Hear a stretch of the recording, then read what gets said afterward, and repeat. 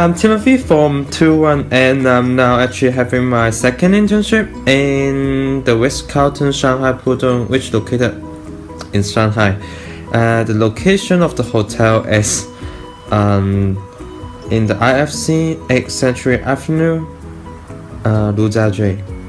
And it's not a big hotel, only with 285 rooms and also 4 outlets with 1 authentic cuisine and 1 Michelin star restaurant, Chinese one. And also we got a fair rooftop bar and also a lobby lounge, and that's all. And my department now is the guest relation, which they call guest recognition in the Ritz-Carlton, and I'm also having my course training now. My course training is in the operator, which is also called the Agile Service Department in the Ritz-Carlton.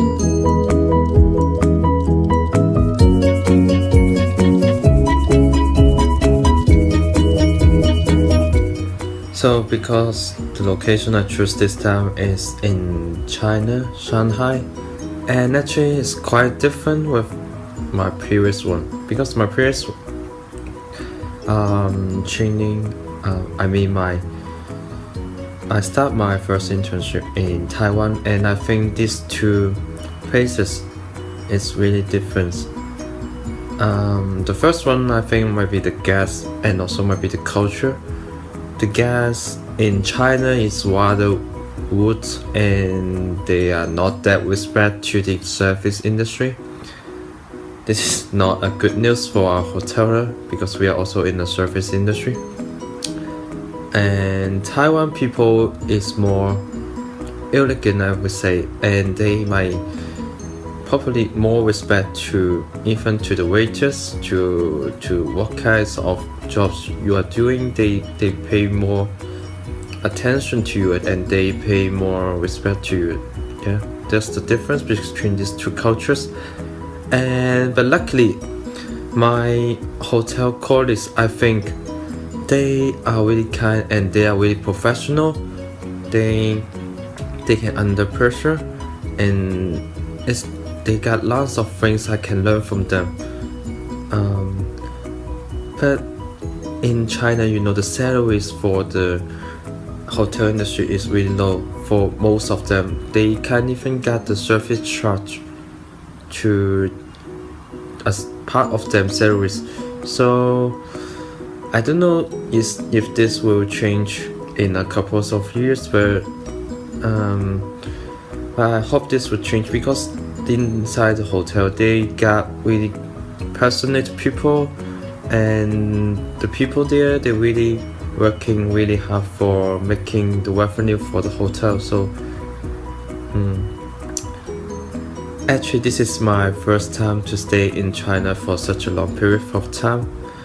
I haven't been staying in China for more than 1 month, and for me it's a quite surprise for me, because in Shanghai all the things is with the technique one, I think is incredible. The things is they can use phones for paying all kinds of bills, and it's very convenient.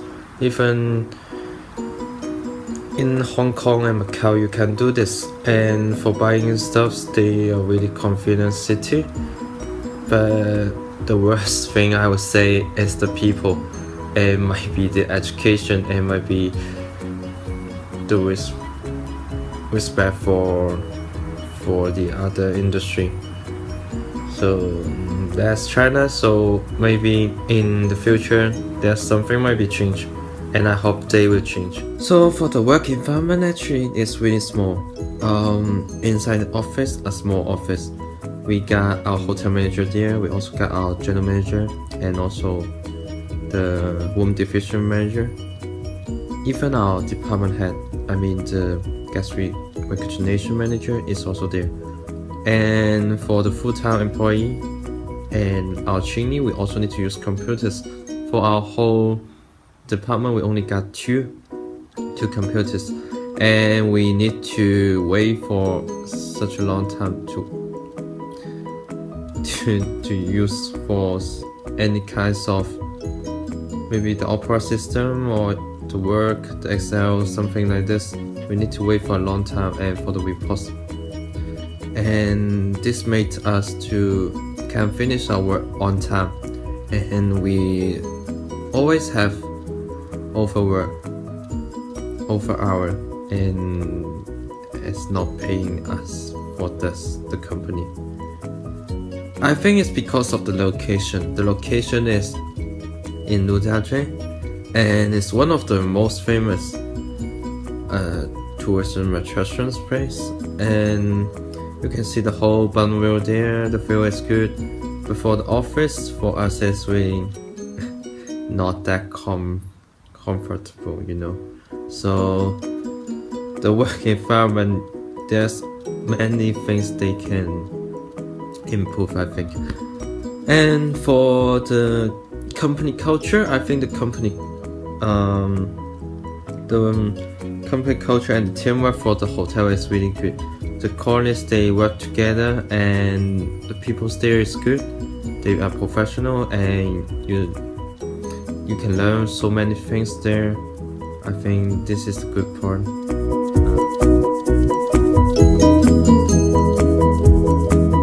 For the company culture, I think it's incredible because it's the Ritz-Carlton. The Ritz-Carlton, I think the cradle and all the things they settle down, the service values, and for the certificate or the daily report, they really know how to organize for the employee, and also how to make us to achieve the goals. I think for the company culture, it's really good.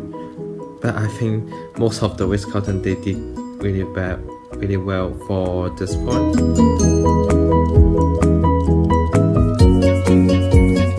The first learning objectives is not to be late and to communicate with my colleagues and be passionate on my jobs. I am really passionate during these 2 months, and I haven't been late. And for my colleagues, communicate, I think it's not that hard because they are also Mandarin speaker, and maybe there's some kinds of culture different besides us, but I think I can solve them, and I think we are really a good team together. And the second one is improve Mandarin during the internship and try to understand more deeply about what others wanted, and try to understand some of the accent. Actually, the accent one and this kind of improve Mandarin, because I'm now having my course training in an operator, and I always need to hear clearly for the customer's needs, and I think this is really a good a good learning, a good practice for me. So I think I will keep practicing during this time, and I think I can do it better and better. The third one of my learning objectives is to figure out customers' problems by myself and learn from the manager of how they solve the situation.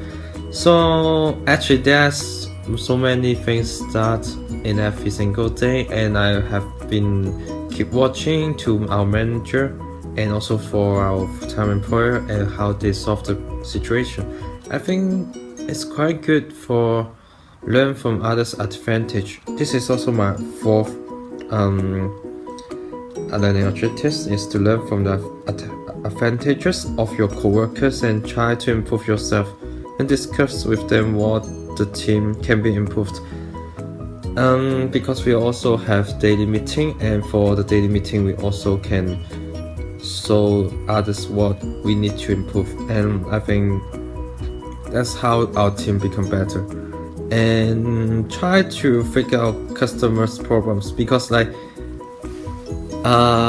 for the Ritz-Carlton transition, they got a sentence, maybe a credo. They say you need to anticipation and fulfillment the guest needs, even for the unexpressed wishes. So for this, I'm trying, and I know it's hard for the beginning, but I try to know much and more and more for this, and I become like when they try to seeking for help, maybe they are hanging out in the lobby, I will go for help, and I will try to figure out what they are thinking what they want and how I can help them for the situation they met.